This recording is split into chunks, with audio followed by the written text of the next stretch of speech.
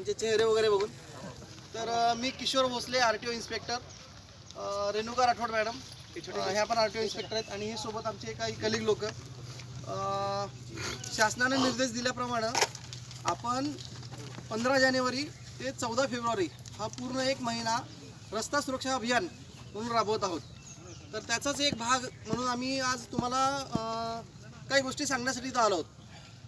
तर पादचाऱ्यांनी रस्त्याचा वापर करताना काय काय काळजी घेतली पाहिजे जेणेकरून ॲक्सिडेंटचं प्रमाण कमी होईल.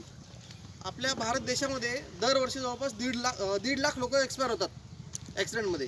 जर त्याचं ॲव्हरेज काढलं पर डे तर 400 लोक होतात. पर डे 400 लोक म्हणजे एखाद्या वर्ल्ड वॉरमध्ये पण तेवढी लोक एक्सपायर झालेले असतील विचार केला तर.